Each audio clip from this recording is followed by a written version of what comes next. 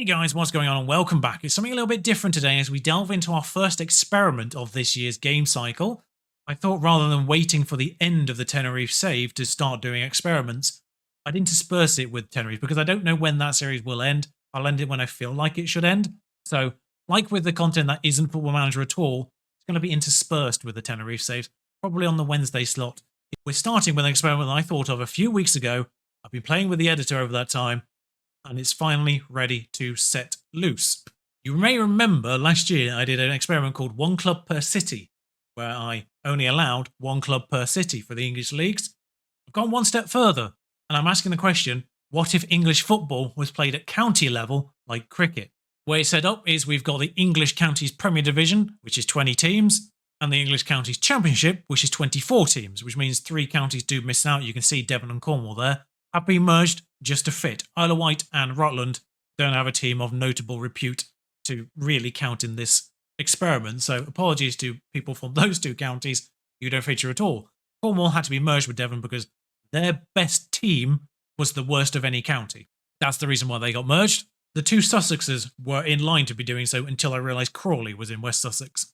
In terms of whether the county has been placed in the Premier Division or the Championship is purely based on where the team that has been overridden, what their reputation was. The reputation for some of the teams that were from the lower divisions before, that are now in the Counties Championship, have been adjusted accordingly to be better than the teams that are now in League One, and those teams have been adjusted downwards accordingly. Obviously, there's teams down here like Arsenal, Aston Villa, Everton, Man United that have been merged into their county's primary team, which means the League One preview looks something like this. It's a little bit surprising. Chelsea 150 to 1, Man United 20 to 1. They've lost their main players, and actually some of the teams like West Ham and Fulham, based in London, but don't have the players to be worth merging into the London team, for instance, they've actually fared the best as a result. There is one annoying transfer that still gets done to Chelsea, even though Ziyech was meant to be in the London team. Odegaard might be an oversight as well. But I left these teams with some decent players because I want to see what happens transfer-wise with them.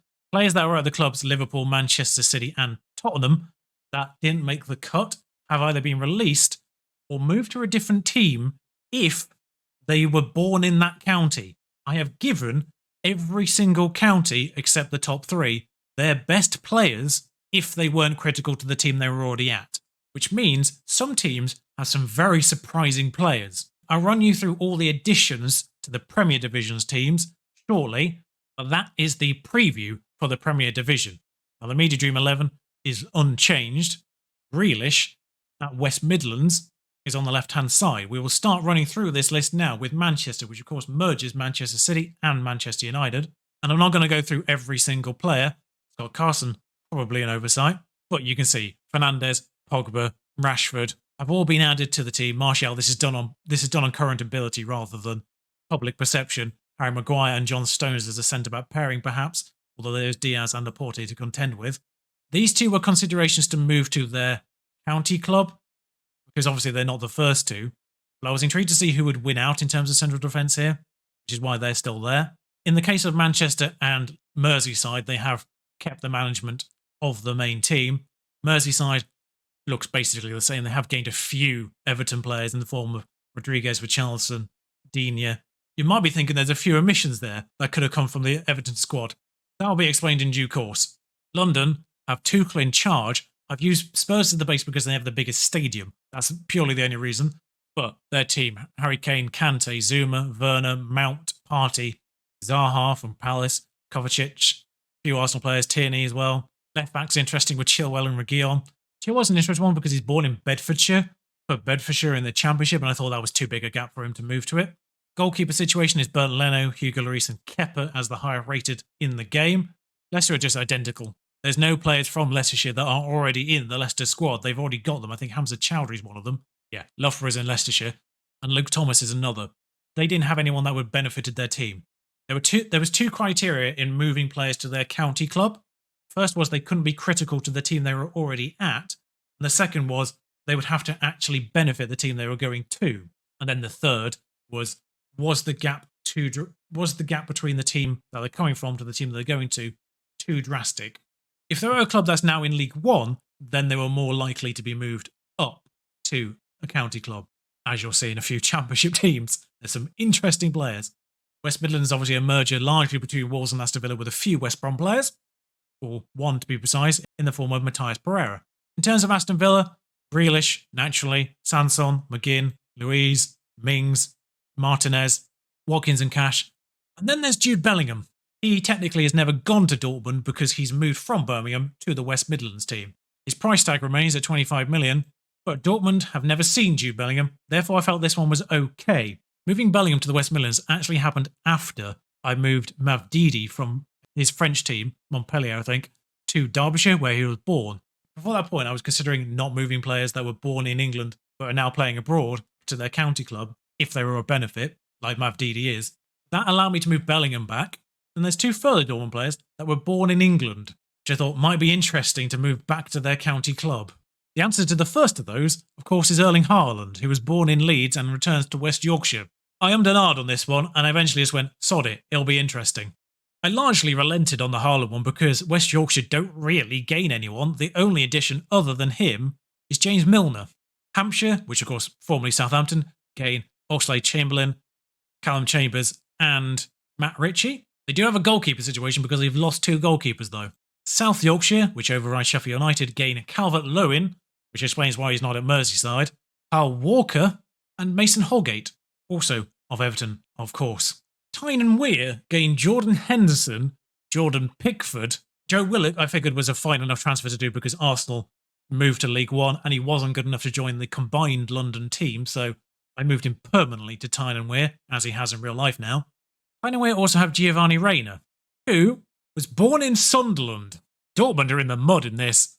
Subs are right for taking English-born players. Lancashire actually have a few merged players. They're one of the few counties beyond the top four that actually have players from other teams that were based in their county already.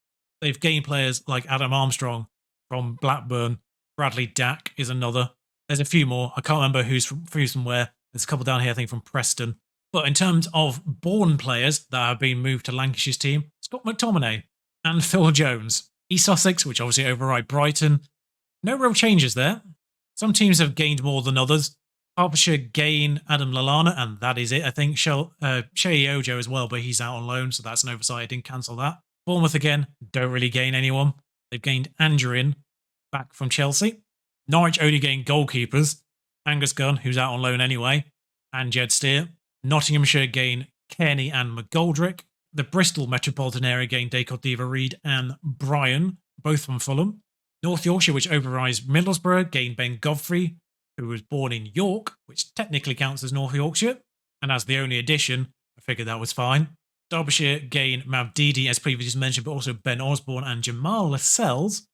As a Newcastle fan, that one hurt. Staffordshire gained Jack Harrison. I figured adding Haaland to West Yorkshire made that one less painful for Leeds fans. West Yorkshire fans now. Mark Albrighton as well. And East Riding, which override Hull, gain Hull-born Daniel James, one of the focuses of the transfer deadline day, of course. So they're the additions to the Premier League ones. I'm not going to go through every single one in the Championship, but the main ones, the interesting ones, largely in the Dream 11. McCarthy goes to Surrey. Omar Richards is already at Reading, now Berkshire.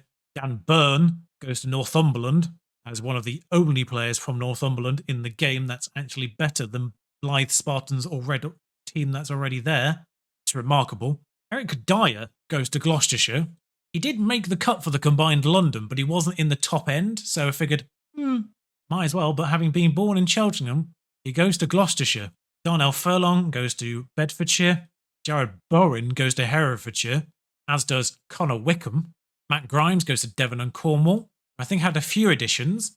Yes, Sean Morrison, Sam Gallagher, Isaac Purcell, Christian Walton, and Ethan Ampadu, who's out on loan, which is a bit awkward. Probably should have cancelled that, but he is actually from Devon, born in Exeter. Alison Ree goes to West Sussex along with Joel Ward. Lingard goes to Cheshire, along with Harry Pickering was meant to go to Lancashire, but he's been loaned to Cheshire. Jordan Thornley, though, is another addition along with Ben Amos.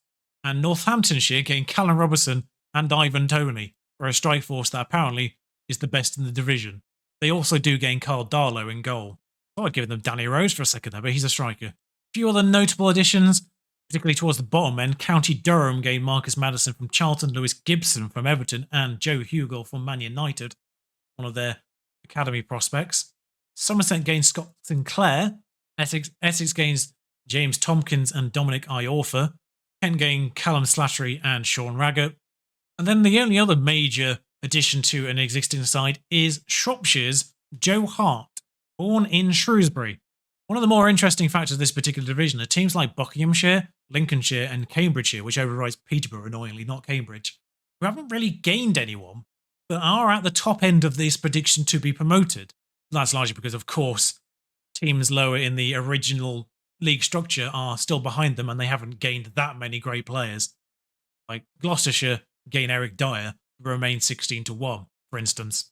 Northumberland gain Premier League Dan Byrne and remain 400-1. They override Blythe Spartans. In case you were wondering, I have replaced the teams in the Champions League and the Europa League. Leicester move into the Champions League, or Leicestershire move into the Champions League. I also corrected the names of the competitions in the same time. Tyne and Wear, West Midlands and West Yorkshire, I couldn't leave Haaland out of European football. They all go into the Europa League, and obviously the Europa Conference League doesn't exist yet. I forgot to mention it when I clicked down on it. You may notice there is some kind of colouring at the top end of the Sky Bet League One. The fact that it's already called League One and League Two helps massively in this fantasy world. But there's still a playoffs at the end of the League One campaign. That's largely to maintain the fixtures. Whilst I've learned more about the editor, I didn't really feel like fiddling with fixtures. So there's still a playoff system at the end. Just the 4 teams at the top of the division go into it, and then whoever comes out is the champion. That's how that works out. There is no relegation from the Counties Championship anymore. That has been removed entirely. So the top end of the League One obviously has been amended as a result. I just didn't want to mess with fixtures because that's where things go wrong. Everything has been verified. It should all work. I'm going to leave this video here, though. This is just going to be an introductory episode to this particular world of football, because it's quite an alteration. I'm not going to do any simulation in this part. I'm going to do 1 year. We'll delve into it more once we've simulated 1 year. We can find out how happens to transfers. There's a few free agents out there. See where they end up. If you are interested in this database, I am happy to do it again for FM22. I'm happy to put this on Steam if you want as well, but I'm not going to do any further altering of it unless there's any bugs or what have you. I'm not going to change the icons. But if you are interested in for FM22, I will put in the time and the effort to change the icons to the county icons. Obviously, the kits will remain the same unless some generous person is willing to do kits for all 44 counties. Yeah, I know. Naturally, commissioning 44 teams worth would cost a lot, and it just isn't worth it for me personally. So it would have to be some generous soul who offers their time to do that, and I'm not asking anyone to do that. But I will put in the effort to do it again on FM22 and put the icons in that version from the start. Because by the time this video goes live, we'll be in September. It's not really worth my time to faff around with the icons now. But for an FM22 version, I can do it from the full release. And then it's more worth my time doing the icons, making it look more realistic and all that jazz. So what are your predictions? How do you see this all panning out? Who's going to come out on top? Who's going to become a dominant force? Of course, there's technically more teams now available for those European spots, as some of the pre-existing top 6 have vacated them. Of course, some of them have vacated them anyway. Arsenal. But what are your predictions? Comment down below, and I'll see you again very soon.